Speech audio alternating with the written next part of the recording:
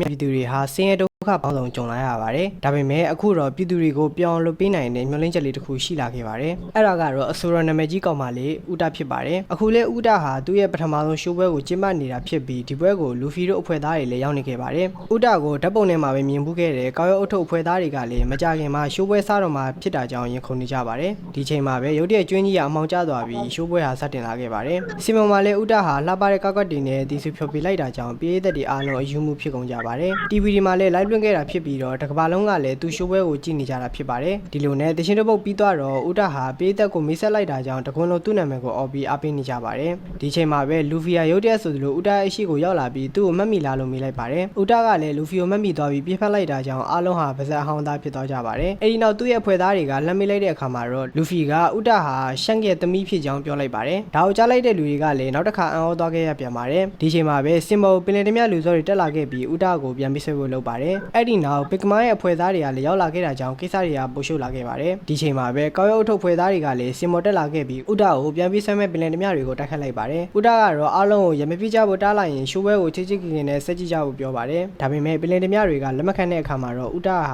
ရုတ်တရက်သချင်းတစ်ပုတ်ကိုထားဆိုလိုက်ပြီးသူ့ရဲ့ရန်သူတွေအားလုံးကိုအမှောက်သိမ်းလိုက်ပါတယ်။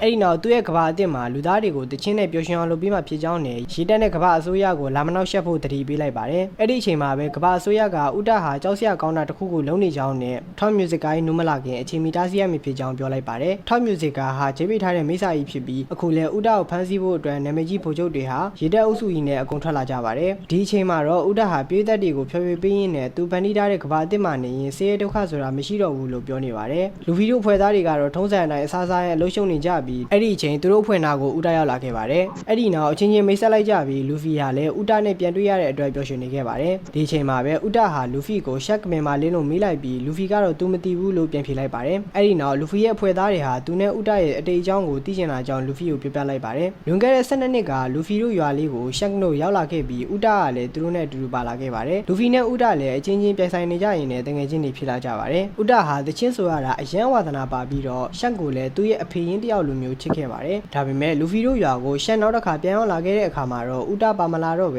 လူဖီဟာရှက်ကိုမေးလိုက်တဲ့အခါမှာတော့ဥတာဟာအဆိုတော်ဖြစ်ဖို့အတွက်သူတို့စီကနေထွက်သွားပြီးဖြစ်ကြောင်းပြောခဲ့တာပါဒီလိုနဲ့သူတို့ရဲ့ငယ်ဘဝအတိတ်ကိုအလွမ်းတည်နေကြတော့ဥတာဟာလူဖီကိုပင်လယ်တပြမလုပ်တော့ဘူးပြောလိုက်ပါတယ်လူဖီကတော့သူဟာဘိုက်တင်သွားပြီးဖြစ်တာကြောင့်ပြန်တော့မယ်လို့ပြောလိုက်ပြီးမြဲဥတာကတားလိုက်ပြီးနင်တို့အကုန်လုံးဒီနေရာမှာထာဝရနေရတော့မှာလို့ပြောလိုက်ပါတယ်အဲဒီနောက်ဥတာဟာနာမီတို့ကိုဖမ်းဆီးလိုက်ပြီးကျန်တဲ့အဖွဲ့သားတွေကိုလည်းတချင်းဆိုရင်တိုက်ခိုက်လိုက်ပါတယ်ဥတာအရန်ဆွမ်းတာကြောင့်လူဖီကလွှဲပြီးကျန်တဲ့အဖွဲ့သားတွေအကုန်ဖမ်းခံလိုက်ရပါတယ်ဒီအချိန်လောရောက်လာပြီးကတင်သွားခဲ့တာကြောင့်လူဖီလည်းလွတ်သွားခဲ့ပါတယ်ဒါပေမဲ့ဥတာကလူဖီကိုခဏလေးနဲ့ပြန်တွေ့သွားခဲ့တာကြောင့်လူဖီတို့လည်းထွက်ပြေးရပြန်ပါတယ်ကံကောင်းတာကအဲလီဂျီလာတိုင်းပြည်ရဲ့ဘရင်ဖြစ်တဲ့ဂေါ်ရန်ဟာလူဖီတို့ကိုကတင်လိုက်ပါတယ်အဲဒီနောက်ဘရင်ကြီးဟာသူဟာဥတာကိုစောင့်ရှောက်ပေးတဲ့သူဖြစ်ကြောင်းနဲ့အရင်ကဆိုရင်ကျွင်းကြီးပေါ်မှာသူရဲ့ဥတာရဲ့2ယောက်ပဲရှိကြောင်းပြောလိုက်ပါတယ်သူဟာငယ်ကလေးကဥတာရဲ့သချင်းဆိုတာကိုအားပေးခဲ့ပေမဲ့နာမည်ကြီးလောက်အောင်ဘယ်လိုလုပ်ပေးရမလဲမသိဘူးဖြစ်နေခဲ့တာပါဒါပေမဲ့တနေ့မှာတော့ကမ်းခြေမှာဆက်သွယ်ရေးခီးယူကိုကောက်ရတာကနေစပြီးဥတာရဲ့သချင်းတွေဟာတကဘာလုံးမှာနာမည်ကြီးလာခဲ့ပါတယ်ပရိသတ်တွေနဲ့အဆက်အသွယ်ရလာတဲ့ဥတာဟာတဖြည်းဖြည်းနဲ့ကဘာကြီးရပျက်စီးနေတယ်ဆိုတာသိလာရပါတယ်စစ်ပွဲတွေကြောင့်ဝမ်းနည်းနေတဲ့သူ့ရဲ့ပရိသတ်တွေအတွက်ဥတာဟာကဘာအသစ်ဖန်တီးဖို့ကြံစီလာခဲ့တာဖြစ်ပါတယ်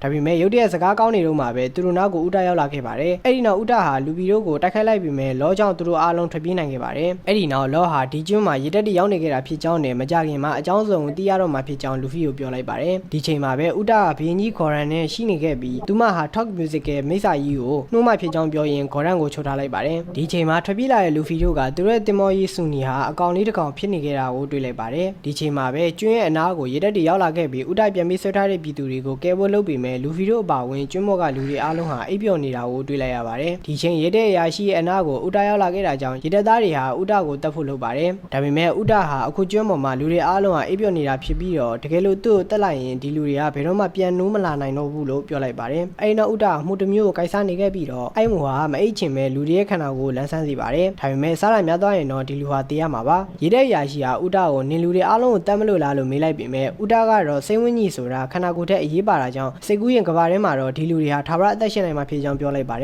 ်အဲဒီနောက်ဥတာဟာကျွန်းပေါ်မှာအိပ်ပျော်နေတဲ့ပြည်သူတွေရဲ့ခန္ဓာကိုယ်ထိန်းချုပ်ပြီးသူ့ကိုဖမ်းဖို့ရောက်လာတဲ့ရေတပ်သားတွေကိုပြန်တိုက်ခိုက်လိုက်ပါတယ်အစမှာတော့ရေတပ်ကလည်းပြည်သူတွေကိုဘာမှပြန်မလုပ်ဘဲညှိခံနေရပါတယ်ဒီချိန်စိတ်ကူးရင်ကဘာတေကြီးထဲမှာဥတာပန်းနာခံလိုက်ရတဲ့ပင်လယ်ဓမြတွေကိုရေတပ်ဘူကြီးကူဘီကကတင်သွားပါတယ်အဲဒီနောက်ကဘာတေကြီးထဲမှာလူဖီတို့ ပင်လယ်ဓမြတွေနဲ့ရေတပ်အဖွဲ့ပြန်ပေါင်းမိသွားပါတယ်အဲ့ဒီနောက်ကိုဘီဟာသူတို့ရောက်နေတဲ့နေရာဟာကဘာအစ်စ်မဟုတ်ပဲဦးတာရဲ့အစွမ်းနဲ့ဖန်တီးထားတဲ့နေရာဖြစ်ကြောင်းအားလုံးပြောလိုက်ပါတယ်သူရဲ့ခန္ဓာကိုယ်အစ်စ်တွေကလည်းအခုချိန်မှာအိပ်ပျော်နေပြီဖြစ်ကြောင်းထပ်မံပြောလိုက်ပါတယ်ဒါအပြင်တကယ်ကဘာအစ်စ်ကဦးတာဟာမကြခင်မှာတေတော့မှဖြစ်ပြီးတကယ်လို့သူတို့ဟာအချိန်မီအပြင်ကိုပြန်မထွက်နိုင်ဘူးဆိုရင်ဒီကဘာကြီးထဲမှာပဲအမြဲနေသွားရတော့မှာဖြစ်ပါတယ်ဒီအချိန်မှာတော့စိတ်ကူးရင်ကဘာတွေကဦးတာကတော့တချင်းဆက်ဆွနေပါတယ်ရှူပွဲကို TV ကနေ live လွှင့်လိုက်တာကြောင့်တကဘာလုံးကလူကြီးရေ80ရာခိုင်နှုန်းဟာဦးတာရဲ့ထိန်းချုပ်မှုကိုခံနေရပါတယ်ဒီချိန်မှာပဲ state symbol ကိုဘီရောက်လာခဲ့ပြီးပြည်သက်တွေကိုဒါဟာစိတ်ကူးရင်ကဘာဖြစ်ပြီးအပြင်ဘက်မှာတော့လူတွေအားလုံးဟာအိပ်ပျော်နေကြောင်းပြောလိုက်ပါတယ်အကြောင်းစုံတည်သွားတဲ့ပြည်သက်တွေလည်းစိတ်တူသွားခဲ့ပါတယ်ဒါပေမဲ့ဦးတာကတော့သူတို့ကိုပြန်မပို့ပဲစိတ်ကူးရင်ကဘာတွေရောက်နေတဲ့လူတွေအားလုံးကိုအယုတ်ပုံစံဖြစ်အောင်ပြောလိုက်ပါတယ်ဒါကြောင့်ကိုဘီတို့လည်းပြန်ပြေးလာခဲ့ရပါတယ်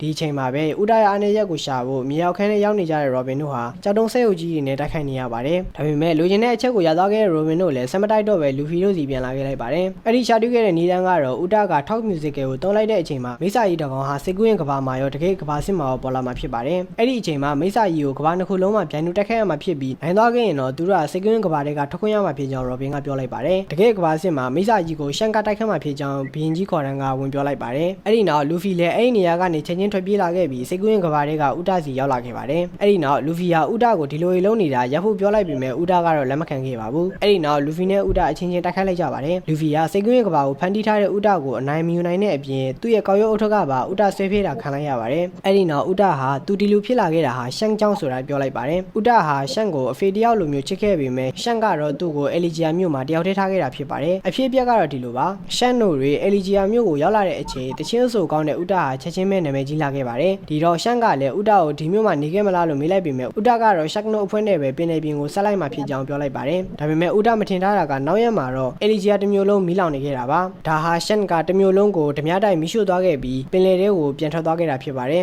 ဒီလိုနဲ့သူဟာဂေါ်ရန်နဲ့အတူတူနေခဲ့တာဖြစ်တယ်လို့လူဖီကိုပြန်ရှင်းပြလိုက်ပါတယ်လူဖီကလည်းဒါမဖြစ်နိုင်ကြောင်းပြောလိုက်ပေမဲ့ဦးတာကတော့ရှန်ကိုတော်တော်လေးမုန်းတီးနေခဲ့တာဖြစ်ပါတယ်ဒီချိန်မှာပဲတကယ်ကဘာအစ်စ်မှာဦးတာဟာအိပ်ပျော်နေတဲ့လူဖီကိုတတ်ဖို့လုပ်နေခဲ့ပါပြီဒါပေမဲ့ရုတ်တရက်ဆိုသလိုရှက်နဲ့သူ့ရဲ့အဖွဲ့သားတွေရောက်လာခဲ့ပြီးဦးတာကိုတားဆီးလိုက်ပါတယ်ဒီချိန်စိတ်ကူးရေးကဘာတွေကလူဖီဟာအပြင်ကဘာမှာရှက်ရောက်နေတာကိုတည်သွားခဲ့ပြီးဦးတာကိုဖိအားပေးပြီးတိုက်ခိုက်လိုက်ပါတယ်အားလုံးကဝိုင်းတိုက်ခိုက်တာကြောင့်ဦးတာလည်းဘာမှလုံးမရပဲဖြစ်နေခဲ့ပါတယ်တကယ်ကဘာအစ်စ်မှာတော့ဦးတာရဲ့ထိန်းချုပ်မှုကြောင့်တာမန်ပြည်သူတွေဟာရှက်နိုကိုတိုက်ခိုက်နေကြပါတယ်ဒါပေမဲ့ပြည်သူတွေဖြစ်တာကြောင့်ရှက်နိုရဲ့အဖွဲ့သားတွေဟာသူတို့တည်သွားမယ်ဆိုရင်တော့ဘာမှပြန်မလုပ်ဖို့ဆုံးဖြတ်လိုက်ပါတယ်ဒါပေမဲ့လက်နက်ကင်ထားတဲ့အစိုးရရေတပ်ရောက်လာခဲ့ပြီးတာမန်ပြည်သူတွေကိုပြစ်တက်လိုက်ပါတယ်အဲ့ဒီနောက်ရေတပ်ဗိုလ်ချုပ်ရောက်လာပြီးကျွန်းကျွန်းလုံးကိုမီးလောင်တိုက်သွင်းဖို့လုပ်ပြီးမယ်ရုတ်တရက်ဆိုသလိုရှန်ကတားဆီးလိုက်ပါတယ်ရေတပ်ဗိုလ်ချုပ်ကိုဓာတ်တစ်ချက်နဲ့ ECC အနိုင်ယူလိုက်ပြီးသူတို့ရဲ့မိသားစုကိစ္စကိုမဆွတ်ဖက်ဖို့တတိပေးလိုက်ပါတယ်ကဘာအစ်ကဖြစ်နေတဲ့ပြဿနာတွေကြောင့်စိတ်ကူးရင်ကဘာတွေကဦးတာဟာခန်းစားချက်တွေမထိန်ချုပ်နိုင်ဖြစ်နေခဲ့ပါတယ်အဲ့ဒီနောက်ဦးတာဟာဒေါသပေါက်ကွဲပြီးTalk Musicကမိစ္ဆာကြီးကိုနှိုးလိုက်တာကြောင့်မိစ္ဆာကြီးဟာကဘာနှစ်ခုလုံးမှာပေါ်လာခဲ့ပါတယ်လူဖီတို့ဖွဲ့သားတွေလည်းဒေါသထွက်သွားပြီးမိစ္ဆာကြီးကိုဝမ်းတိုက်ခိုက်လိုက်ပါတယ်